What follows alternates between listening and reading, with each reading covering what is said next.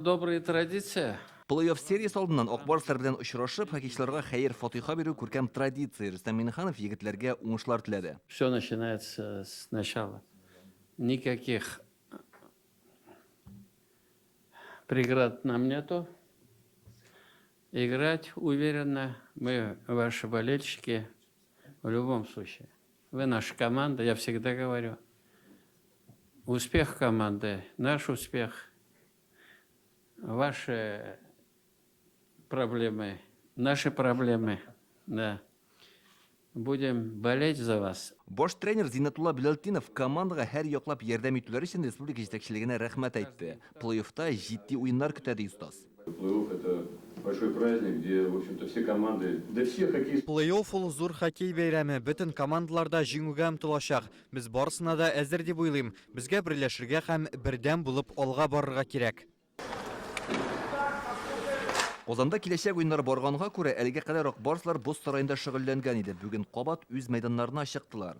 Ачык күнегүләргә Дмитрий Яшкин килә алмады, әлегә саугып җитмәгән. Команда саклану, һөҗүм тизлеккә зур игътибар бирә.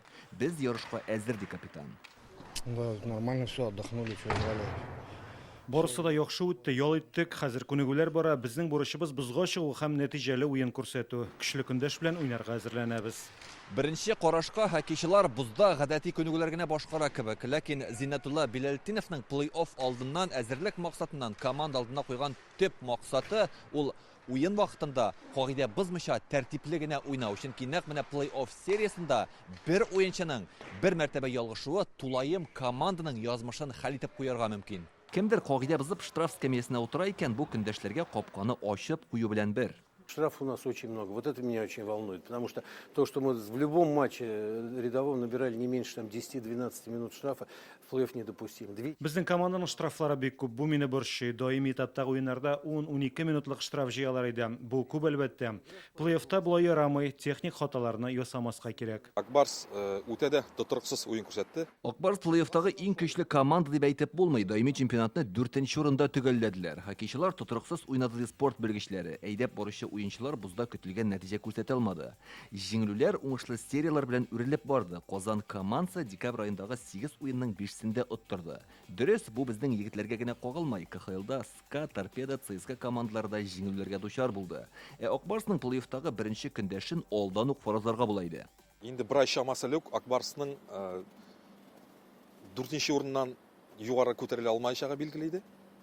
Һәм миңа калса, бәлки дә, әлбәттә, ул тренерларның эше бу командага чыгасыбызны чамаларга мөмкин иде. Шуңа күрә тренерлар инде аларга каршы уенга яхшылап әзерләнә алганнар. Чөнки ахырдан гына билгеле булмады. Алданрак та фаразларга мөмкин иде. Көндәш автомобилист даими чемпионатта 5нче баскычны били. Екатеринбург командасы саклануга да, һөҗүмгә дә зур игътибар бирә. Шактый көч сарыф ителәчәк. Автомобилист, я думаю, мы пройдем, будет борьба.